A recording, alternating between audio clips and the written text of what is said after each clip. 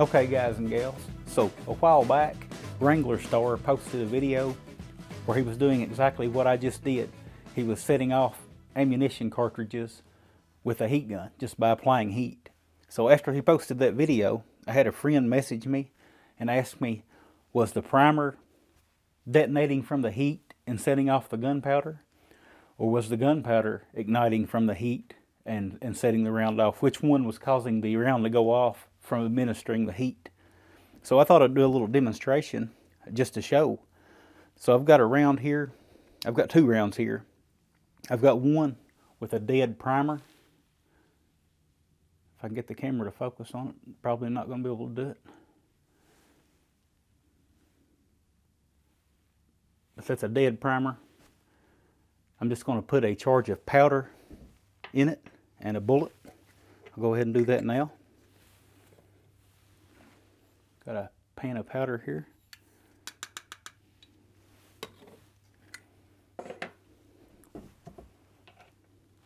And we'll just seat and crimp a bullet on top of that powder charge with no primer. So we've got a fully loaded round with the exception of a primer. We'll mark this one with a red marker so I can keep track of it and don't get it confused. Not that I should be able to get it confused since it obviously has a dead primer in it. But anyway, this one, we're going to seat a live primer in it. Right now it doesn't have a primer. And my finger is healing up. You guys that follow the channel know I had an accident a while back that it's not fingernail polish. That's my fingernail dying. But anyway, this one doesn't have a primer. So we're going to seat a live primer. So now we've got a live primer, but we don't have a powder charge in this one. We're just going to seat a bullet.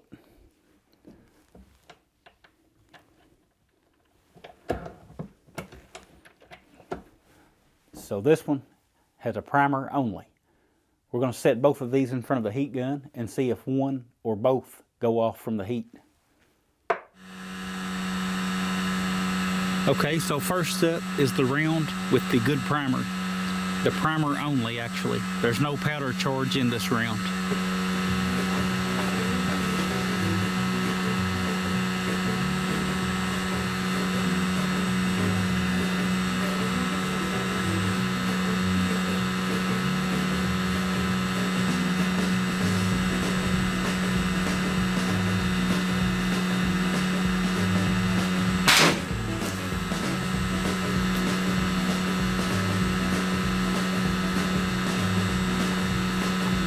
All right, so that didn't take long.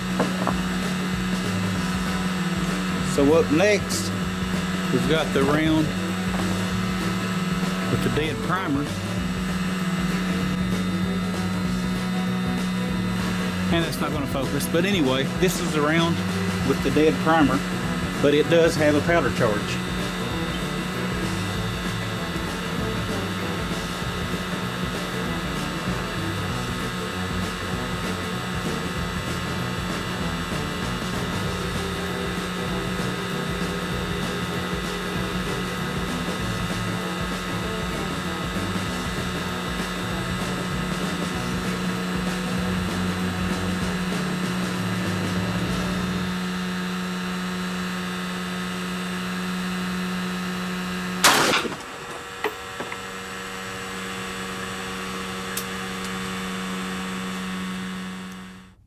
Okay, so I managed to recover all three cases and 2 out of the 3 bullets.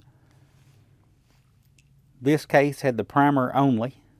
As you can see, the case is pretty much undamaged. This case had the powder only. I can tell because it had the previously fired primer in it. And this one was the fully loaded cartridge. It had the primer and the powder, and the reason I can tell is because the primer had never been struck. So what's weird about it, and some people might not have thought, was the case with the primer only actually sent the bullet out the hardest. It actually struck the roof of this shed pretty hard. The other two, the kaboom was mostly the brass exploding and sending brass shrapnel everywhere.